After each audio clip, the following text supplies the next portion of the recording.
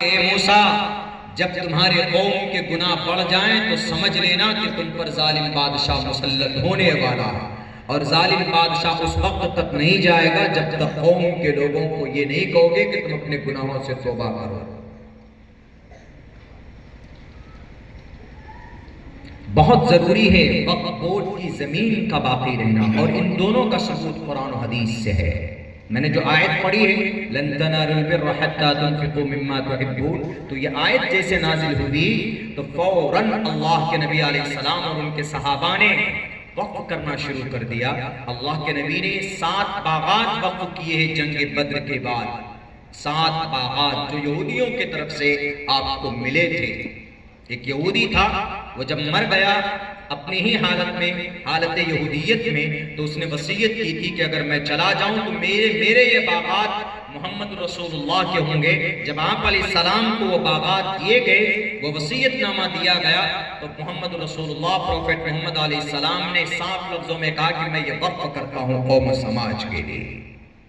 دوسرے نمبر پر حضرت عثمان غنی رضی اللہ تعالیٰ نے پراپرٹی وقف کی۔ تیسرے نمبر پر ایسے ہی چلے جائیے، عمر فاروق نے بہت ساری چیزیں وقف کی۔ تب سے یہ وقف چلتا آ رہا ہے، قرآن کے اندر ثبوت ہے، احادیث میں بھی ہے۔ اللہ کے نبی علیہ السلام فرماتے ہیں اذا مات الانسان انقطع عمله الا من ثلاث الا من صدقۃ جاریۃ، یہ وقف ہے، یہ وقف۔ ہمارے ان مدرسوں کو پڑھنے پڑھانے میں آج اتنی دقت اور پریشانی آ رہی ہے کہ لاک ڈاؤن کے بعد میں میرے خیال سے 30% مدرسے بند ہو گئے۔ مدرسہ نہیں ہوگا تو عالم کہاں سے لائے؟ مدرسہ نہیں ہوگا تو کچھ دین کے کام میں اگر کچھ گڑبڑی ہوگی تو اس کو کون صحیح کرے گا؟ یہی حدیث ہے غالباً آپ کے اس گیٹ پہ اطلب العلم من المہدی الی اللحد، اگر حدیث ہے، یہ حدیث نہیں ہے، جہاں تک میں نے مطالعہ کیا ہے میرے مطالعے کی روشنی میں، یہ سلف صالحین میں سے کسی بزرگ کا، کسی عالم دین کا یہ قول ہے اطلب العلم من المہدی الی اللحد۔ یہ ہر کوئی نہیں پکڑ سکتا۔ کون پکڑ سکتا ہے؟ ہمارے علماء پکڑ سکتے۔ میں تو ایک طالب علم ہوں، ہمارے جو علماء ہیں یہ بتا سکتے ہیں، ورنہ بہت سے لوگوں کو اس حدیث کے بارے میں، اس کے بارے میں، اس قول کے بارے میں یہ گمان ہے۔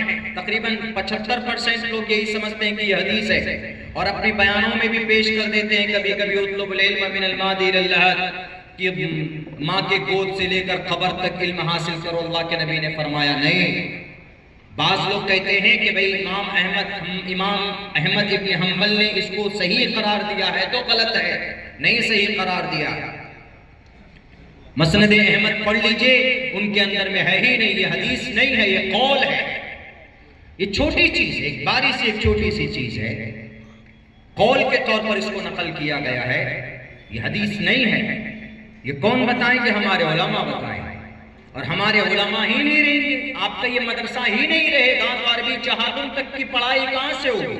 آپ کے اس ادارے میں الحمدللہ عربی چہارم تک کی یعنی آدھی مولویت تک کی پڑھائی ہوتی، عربی اول، دوم، سوم، چارم، پنجم، ششم، ہفتم۔